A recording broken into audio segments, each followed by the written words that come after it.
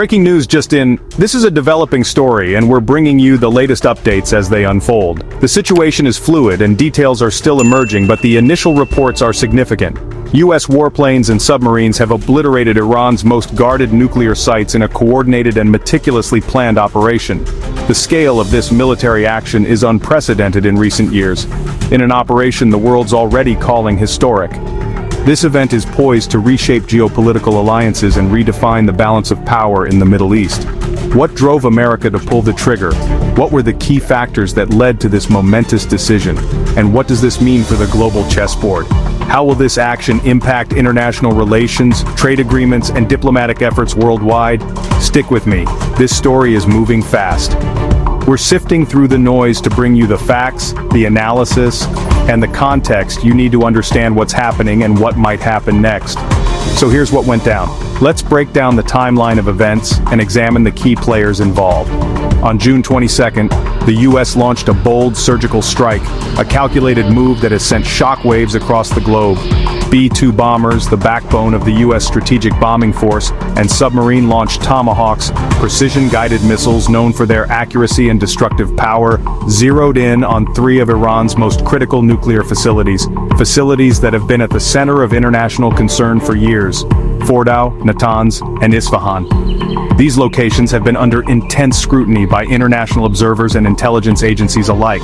These aren't just any buildings, they represent years of investment and research in Iran's nuclear ambitions. We're talking about the heart of Iran's nuclear program, the very sites where uranium enrichment and other critical nuclear activities take place. Dug deep underground, supposedly untouchable, designed to withstand even the most powerful conventional weapons. But with bunker-buster bombs and pinpoint missiles, weapons specifically engineered to penetrate hardened targets, those sites were hammered hard. The extent of the damage is still being assessed, but early indications suggest significant destruction. In President Trump's words, very successful. A clear indication that the US believes the operation achieved its objectives. Satellite images and expert chatter suggest Iran's nuclear infrastructure took a massive hit. Independent analysts are poring over the data to determine the long-term impact on Iran's nuclear capabilities. But you know this isn't just about craters and rubble. This is about the complex web of international relations and the potential for escalation. The political aftershocks? Enormous. This event has triggered a global diplomatic crisis, with nations scrambling to respond. While the US frames the operation as a move for global security, a necessary action to prevent a nuclear-armed Iran, a way to stop Iran from ever getting nukes, a goal that has been a cornerstone of US foreign policy for decades. Iran's leaders call it pure aggression, even an act of war. They have vowed to retaliate and defend their sovereignty.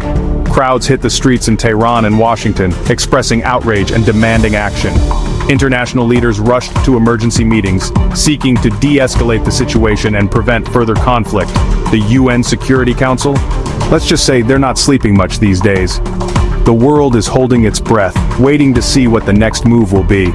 Iran, not one to back down, fired back with missiles of its own, a clear signal that they will not be intimidated, directly targeting the massive US airbase in Qatar.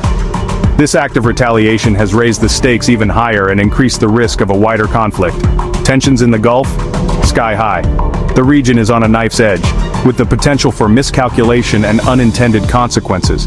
All of this throws the future of Iran's nuclear program, a program that has been a source of international tension for years, and the entire region into even deeper uncertainty. The long-term implications of this strike are difficult to predict, but one thing is clear. The Middle East has entered a new and dangerous chapter. Here's the kicker, the most surprising and potentially destabilizing piece of information. Even with those sites destroyed, Iran still has plenty of enriched uranium, enough to potentially pursue a nuclear weapon in the future. And experts warn they could just move their program underground, further concealing their activities from international scrutiny, literally and figuratively. This could lead to a dangerous game of cat and mouse, with potentially catastrophic consequences. Israel's shadowy campaign also ramped up, intensifying its efforts to counter Iran's nuclear ambitions, with targeted killings of top Iranian scientists, a controversial tactic that has been condemned by some but supported by others, aiming to delay any nuclear ambitions even further. These actions have further inflamed tensions and complicated the already complex situation. Meanwhile, Russia says there's basically no chance of reviving the old nuclear deal, a deal that was already on life support before this latest crisis. With all this chaos, the prospects for a diplomatic solution appear increasingly bleak, diplomacy hanging by a thread. The international community is struggling to find a way to de-escalate the crisis and prevent further conflict. So the world waits, anxiously watching as events unfold in the Middle East. Will Iran double down and rebuild, investing even more resources in its nuclear program? Or is this the shock needed to bring them to the negotiating table? Is this a turning point that could lead to a peaceful resolution, or will it trigger a wider conflict? Look, the Middle East power balance just shifted, perhaps irrevocably. And honestly, where things go from here is anyone's guess. The future is uncertain, and the stakes are incredibly high. Is this the beginning of a new Cold War, a period of heightened tension and proxy conflicts between major powers, or the last gasp before peace talks?